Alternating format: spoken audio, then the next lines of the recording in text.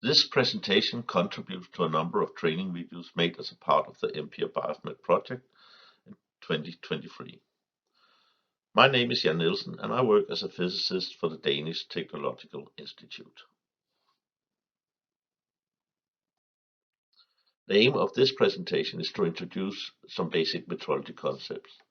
The presentation is split in two videos. Part 1, this presentation, introduce the concept of metrological traceability, and in part 2, the concepts precision, accuracy, and measurement uncertainty is explained.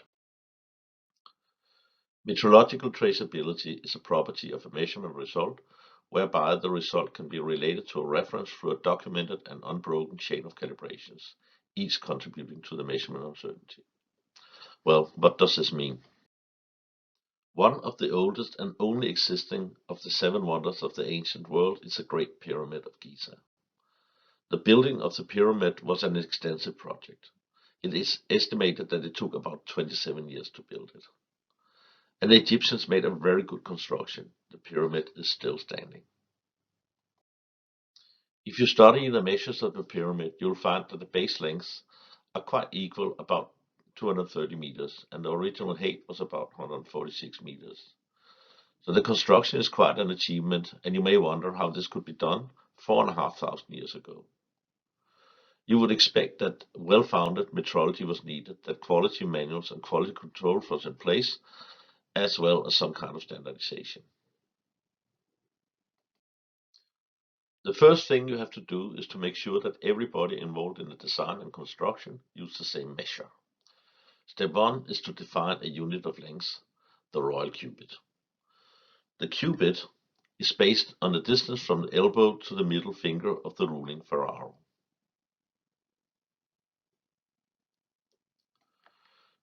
The royal cubit is then divided into 7 palms, and a palm is divided into 4 fingers, which is also called digits.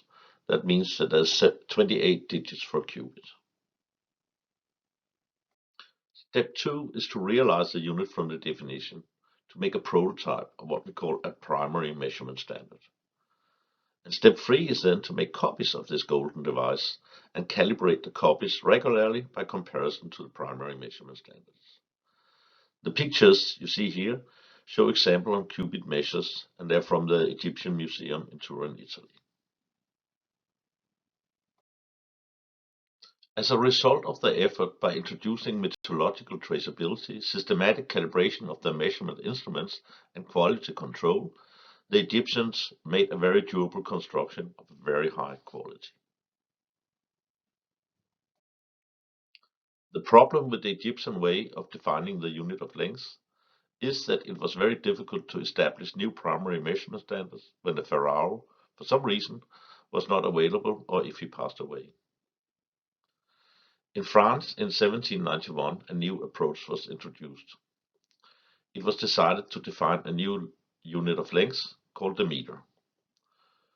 1 meter was defined as 1/10 millionth of the quarter meridian. Quarter meridian is the distance between the North Pole and the equator along the meridian line running through the Paris Observatory in Paris, France.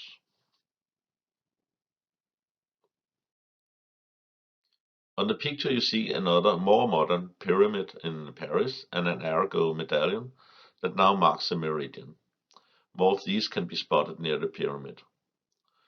By astronomical measurements, it was found that the distance from Dunkirk to Barcelona was about 1/10 of quarter meridian.